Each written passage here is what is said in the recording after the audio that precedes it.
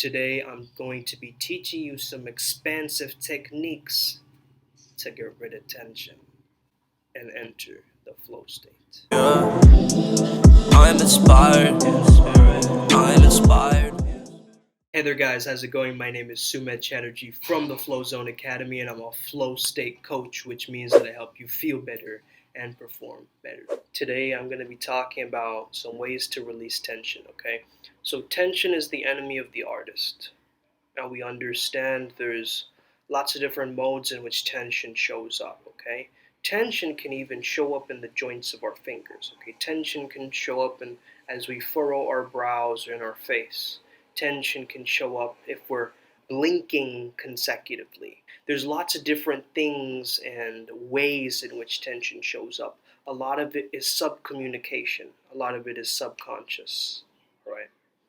So noticing that to be an elite or a master communicator and to tap into your own flow state, you want to basically get out of your own way and enter this subconscious state to be aware of the puppet strings pulling your conditioning, your cultural conditioning, your societal conditioning, your multidimensional conditioning. So imagine as you're speaking, there's a pack of hyenas fighting next to you. Now, if you imagine a pack of hyenas, like I'm noticing within myself now that my voice, my vocal tonality just got louder. I got much more emphasized because that is going to distract your attention away from me. So I've got to be louder and appear a lot more amplified to be able to actually get my point across. You get what I'm saying here, guys? Visualization is so powerful. Imagination is so powerful. We forget to flex our imagination because we've forgotten it since childhood. A lot of us, we've kind of thrown it by the wayside as adults, right? This ability to intuitively tap in or to imagine, to be the conduit towards a higher self, to connect to the higher universe, right?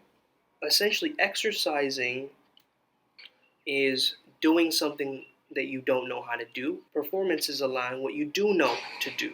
Understand an athlete who's running through some tires and things like that. That athlete in the big game, they're not going to be running through tires, but they are training. They're rehearsing like an actor rehearses backstage, right? So this is how I want you to think of it. To really gain a mastery over your tension, you have to be an actor in your own reality and not be attached to the mind-body complex anymore. Okay, we're noticing the character that you're playing isn't really your character. It's a conglomeration. It's a connection of all the different nature and nurture elements of you. You are merely the observer behind that facade. And once you understand that you can become the conduit for God's energy, source energy, whatever you want to call it, now you're tapped into the flow. You want your thoughts, words, and actions to be congruent and aligned.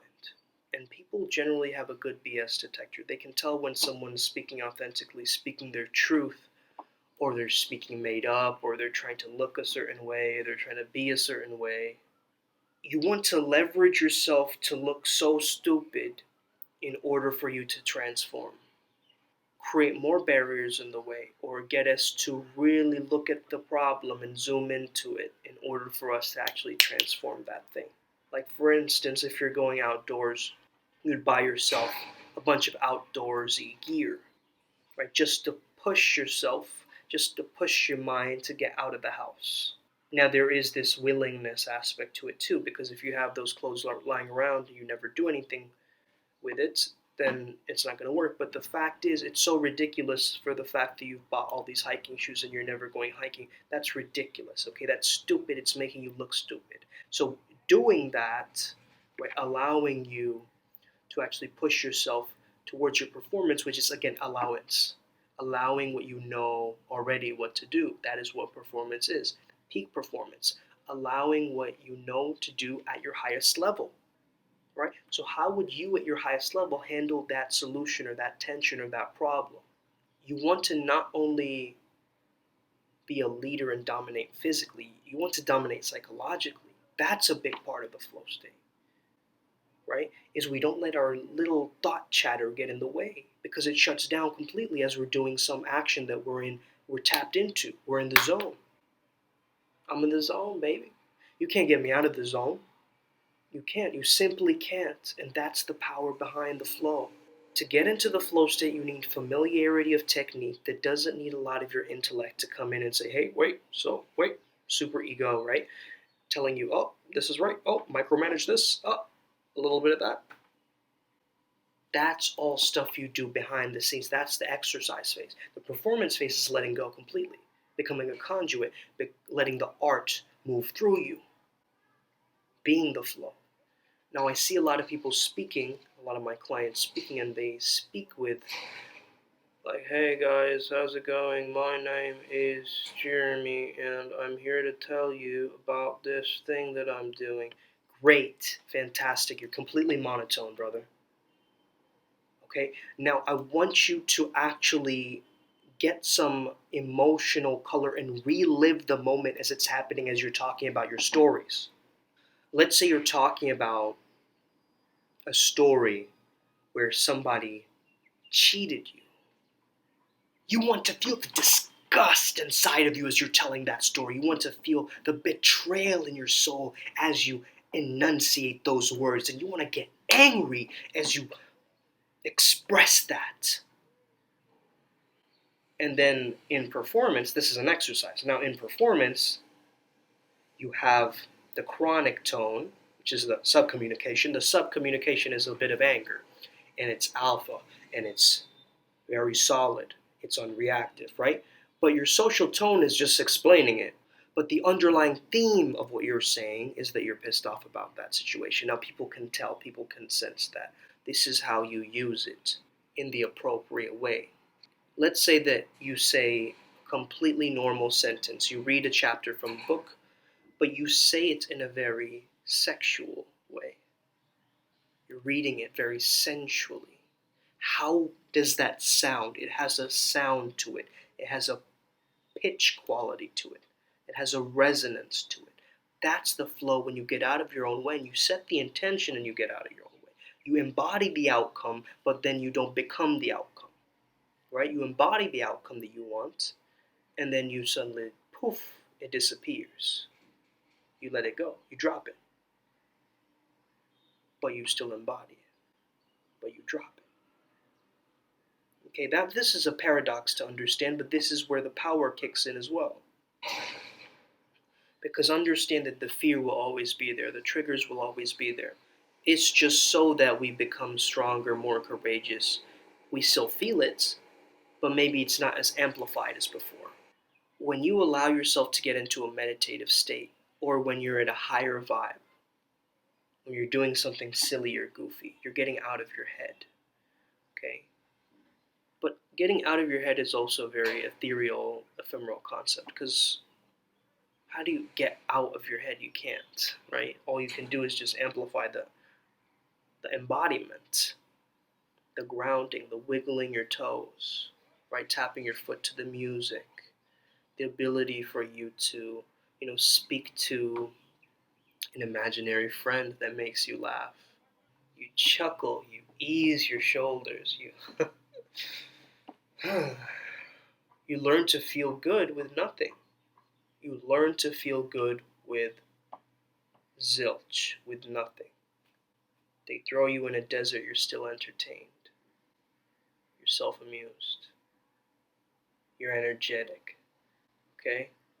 Now notice where the tension shows up when you feel like avoiding a situation, you feel like running away, you feel like closing yourself off. Notice where the tension resides. A lot of the time, I notice my tension resides in the base of my neck. And that is because also I use my phone and a computer, and sometimes it affects this area, right? So noticing that tension isn't always ideal to have that tension, but there's certain exercises where if I notice tension in my body, like throughout this video, I move it around. Okay, I just move around the tension in my body, not letting it stagnate in one place. If you let it stagnate and sit in one place, it's going to be problematic. It's going to cause pain. It's going to cause soreness. The lactic acid is going to build up, right? So you always want this kind of mellifluous quality, and understand that your identity is shifting constantly, but it's not shifting fast. It's shifting like molasses or honey, right? Very slow fluidity. So every single action you're recording experiences through your eyes, and you're recording through your ears, and it's storing up in your subconscious mind. So how are you choosing to interpret those experiences is the richness of the experience, is the flow of the experience. Bruce Lee said something powerful. To change with change is the changeless state. Okay. Now this might go completely over your head, but think about what he's saying here. To change with change is the changeless state. Now, a lot of people depend on this state of like, oh, I'm not in state yet. You're always in state. When you reframe it as every state is a good state, every moment is a good moment, every moment is aligned because it's all me, fully me, and nobody else. And this is here for my own experience in order for me to accept what is happening. It's like, let's say you're talking to someone and you're fearing rejection. You do it so that you get rejected, and you drop that resistance towards it. Do you see what I'm saying? This is the power of it. Is acceptance is the normalizer, the neutralizer of that panic or that tension. So if you just simply accept and you're like, yeah, this is not a problem to be solved. This is a truth to be accepted. Boom. Immediately something shifts internally inside of you. And you start to become more enthusiastic. You start to become more loose. You don't become as rigid with your ideas and ways. And simply what happens is you commit to your character, the character in which you are creating, the flow state autotelic character, which you are creating every single millisecond. Every single millisecond, baby. So really start to understand this process of when the tension is showing up in the body, letting it go. Tension showing up in the body, letting it go. Okay? Embodying the outcome. When you embody the outcome, let's say that you want to score a goal in soccer or football, right? Now you understand, you embody the outcome of you scoring that goal. What does that feel like? Embodying that feeling, but then dropping it, not being attached to whether you score a goal or not, but just moving through the process and taking the action steps that allows you to step into the flow with it. You get what I'm saying? So you set the intention, you set the perimeters, you set the container, but then you move multidimensionally through it.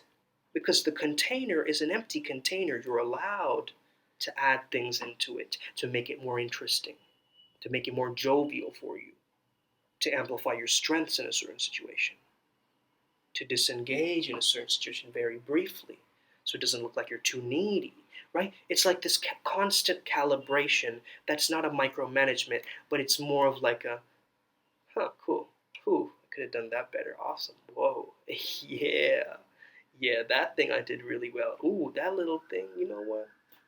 That was perfect in that moment. Couldn't have gone any better. Okay, yeah, I could have moved a few steps to the left, but the left is where it's at, yo. I already know that, but I didn't embrace that. Whenever you think that there's something wrong with me, there's something I need to change with me, there's something insecure about me, there's something that I need to improve about myself, there's something about, okay, that's where the problem starts to interfere, starts to trickle in. When the moment you qualify, right? Does she like me? Is this okay for me to do? Can I don't know, maybe I'm being a bit impolite. I want you to push into your edge as if it physically hurts your face. Physically, you feel pain doing it. You're attacking your shame, and you're moving into the edge of what you're doing. Okay? A lot of people don't tell you this as a coach. I'm here to tell you. I'm here to tell it to you like it is. This is not a journey where you're just like, oh, man, I'm just going with the flow, man. Yeah, man. Oh, everything's nice, man. Cool, man. Now, that is okay. That's one reality. But eventually, if you keep following that reality, you're not going to have a direction. You're going to be a directionless person. It's one thing to be like water and be like a river, knowing where the direction is, knowing that it doesn't go back up the mountain, right? There's no looking back on the past, and like water is this amazing metaphor, but you got to understand you are a river, right? You have a specific pathway. There are boundaries in a river. Imagine an ocean with no boundaries. Imagine a river with no boundaries. It's going to be everywhere. It's going to be chaotic. Okay? So really start to understand that you have the interpretation of creating the ripples in the water through your thoughts.